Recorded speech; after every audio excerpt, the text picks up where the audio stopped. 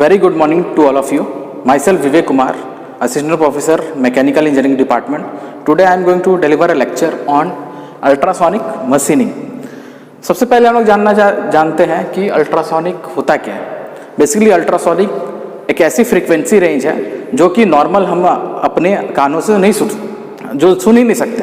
वो इतना high frequency है जो कि 20 किलोहर्ट्ज़ के ऊपर जो है 20 किलोहर्ट्ज़ के ऊपर जो नॉर्मली हमारे कान नहीं सुन सकते हैं उसको बोलते हैं अल्ट्रासोनिक।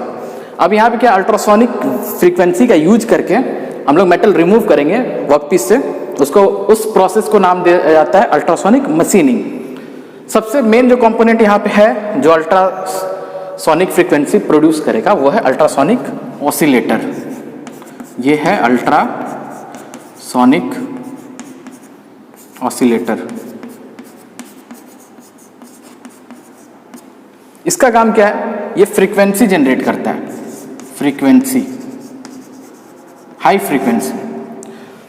वो भी कितना होगा? To a range of 100 kilo hertz. इतना हाई फ्रीक्वेंसी ये जनरेट करेगा, ठीक है।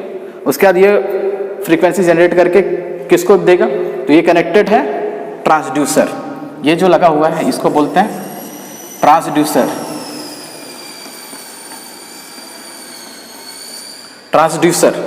ट्रांसड्यूसर का काम क्या है?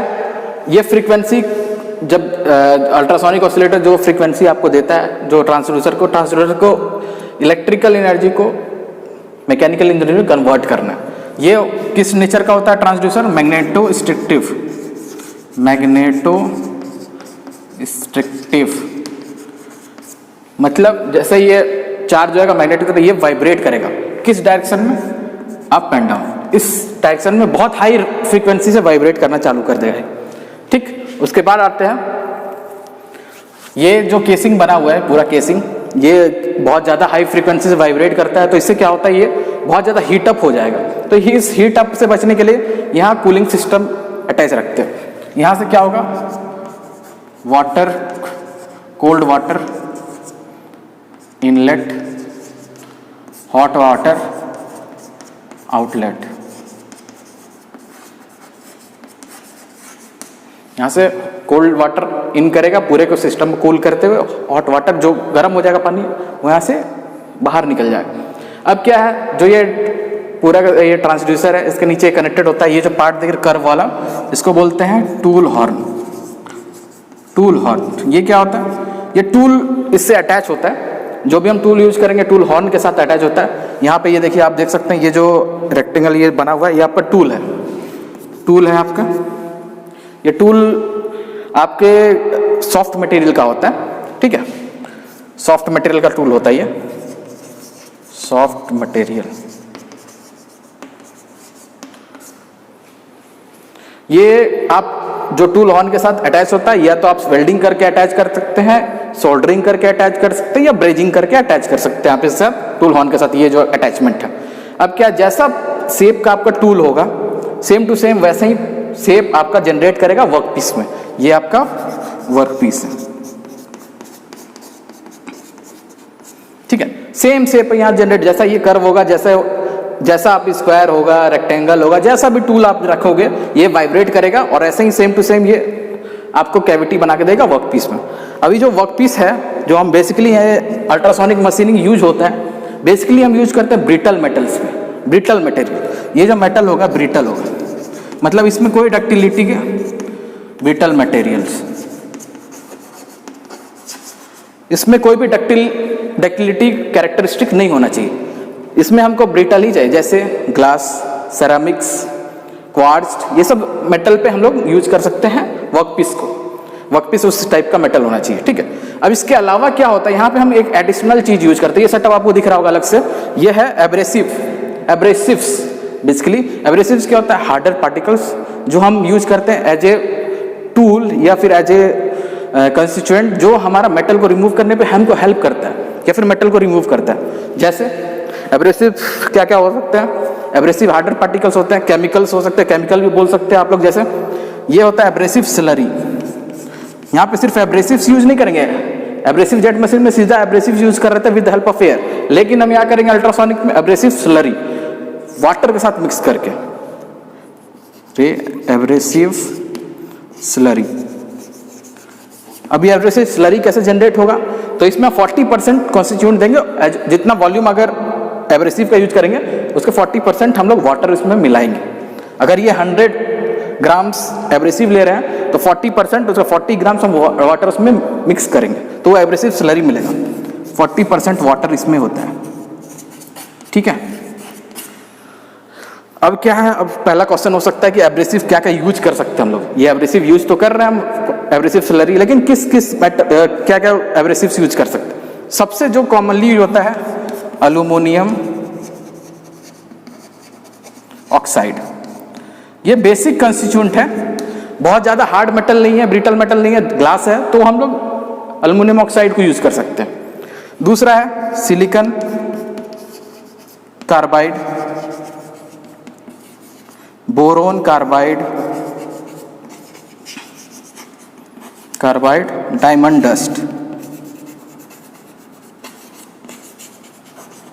ठीक है। ये बेसिकली 4 एब्रेसिव हम यूज करते हैं इन एब्रेसिव स्लरी में। Aluminium oxide, silicon carbide, boron carbide, diamond dust.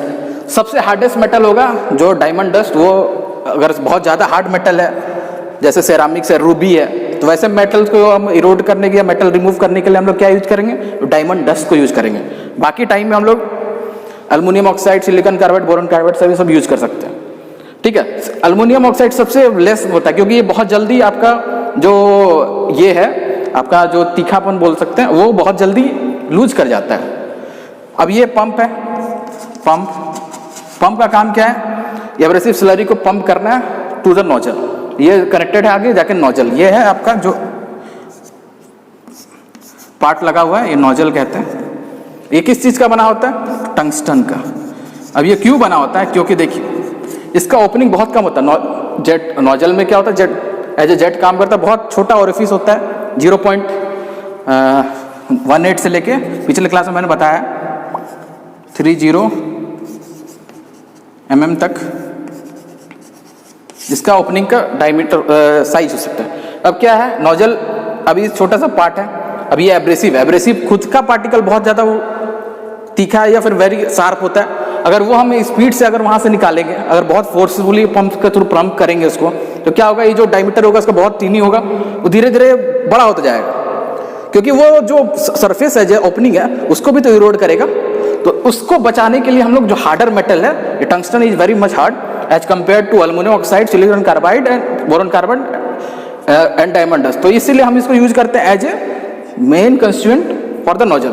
अब क्या है, पंप करेंगे तो ये नोजल इसको पंप करके एज ए हाई स्पीड यहाँ पे इम्पार्ट करेगा, यहाँ पे हाई स्पीड यहाँ पे एब्रेसिव स्लरी को डिलीवर करेगा। फिर क्या होगा, ये इसके अंदर होते हुए क्या होगा, अब ये दोनों के टूल के और वर्कपीस के बीच में एब्रेसिव आ जाएगा, एब्रेसिव स्लरी। अब ये पूरा का पूरा मूवमेंट हो रहा है ऊपर से, फ्लो टू एंड फ्लो। तब क्या होगा, ये जो बीच में स्लरी रहेगा, अब दोनों मिल के बार बार रिपीटेड होगा, ये बहुत ज़्यादा रिपीटेड फ्रीक्वेंसी के साथ बहुत ज़्यादा फ्रीक्वेंसीज के साथ वाइब्रेट करे। तो जैसा ये शेप का वो आपका टूल होगा वैसा ही ये मेटल यहाँ रिमूव करके, क्योंकि एब्रेसिव्स है, एब्रेसिव्स ही आपका मेटल को रिमूव करने पे हेल्प करेगा क्योंकि हार्डर मेटल है, ये वर्कपीस को इजीली रिमूव कर सकता है, ठीक है। तो ये हो गया पूरा का पूरा overall working of ultrasonic machining. पूरा वर्किंग हमने देख लिया। अब हमको देखना है एडवांटेज और क्या डिसएडवांटेज है अल्ट्रासोनिक मशीनिंग प्रोसेस का। पहला एडवांटेज क्या है कि ये इलेक्ट्रिकली कंडक्टिव मेटल पे मशीन हो सकता है, इसमें कोई दिक्कत नहीं है। यहाँ पे आप कैसा भी जो भी मेटल है, जरूरी नहीं प्लास्टिक को करें आप, या इलेक्ट्रिकल कंडक्टिव कोई भी मेटल आप यूज कर सकते। दूसरा है सर्कुलर शेप। मैक्सिमम आप देखे होंगे हर टाइम जो भी हम लोग मशीनिंग करते हैं उसमें सर्कुलर शेप भी बन सकता था, लेकिन यहाँ पे क्या है कि जैसा टूल होगा, जैसा आपके यहाँ टूल होगा वैसा ही आप शेप बना सकते हैं। टूल को शेप आप रेक्टेंगुलर रखेंगे तो रेक्टेंगुलर मेटल निकलेगा, स्क्वायर रखेंगे स्क्वायर निकलेगा, जैसा भी आप शेप चाहेंगे वैसा निकल सकते, ठीक है। और तीसरा एक और चीज़ है, बहुत एडवांटेज है, ये हाई सरफेस फिनिश देता है। हाई सरफेस फिनिश, जो भी आप मेटल रिमूव करेंगे, कैविटी बनाएंगे, उसका जो सरफेस फिनिश होगा बहुत ज़्यादा ही हाई होगा, ठीक है। उसके बाद आते हैं, ये तो एडवांटेज थे। अब डिसएडवांटेज क्या क्या है। पहला, ये सिर्फ ब्रिटल मेटल पे ही यूज हो, मटेरियल्स पे यूज होगा। हमने पहले ही भी लिखा है, देखिए वर्कशॉप जो वर्कपीस है वो ब्रिटल मटेरियल ही होना चाहिए, तो ये बहुत बड़ा डिसएडवांटेज है इसका। ठीक, दूसरा टाइम कंज्यूमिंग बहुत ज़्यादा है, पावर कंजम्पशन एंड टाइम, दोनों चीज़ें, पावर कंजम्पशन भी, यहाँ पे बहुत ज़्यादा हाई अमाउंट ऑफ इलेक्ट्रिसिटी चाहिए होगा फॉर द प्रोसेस। ये जो अल्ट्रासोनिक ऑसिलेटर के लिए हम लोग बहुत हाई एनर्जी कंजम्पशन चाहिए। दूसरा टाइम कंज्यूमिंग, बहुत धीरे धीरे आपका मेटल रिमूव होता है, ये बहुत ज़्यादा टाइम लगेगा। तीसरा टूल वेयर, जो ये टूल आप यूज कर रहे हैं एब्रेसिव पार्टिकल से कांटेक्ट में आ रहा है बार बार, ये एब्रेसिव पार्टिकल कांटेक्ट में आ, तो ये टूल बहुत जल्दी वियर होगा, बहुत ज़्यादा प्रोडक्शन, मास प्रोडक्शन के लिए यूज नहीं कर सकते आप, तो ये इसका एक बहुत बड़ा डिसएडवांटेज है। आई होप आपको पूरा वर्किंग और ये एडवांटेज सब कंपोनेंट्स के पार्ट्स और क्या क्या चीज़ का क्या कौन से पार्ट्स क्या क्या काम है, क्या काम से यूज कर सकते हैं, तो ये आपको सब समझ में आ गया होगा। Thank you and have a nice day.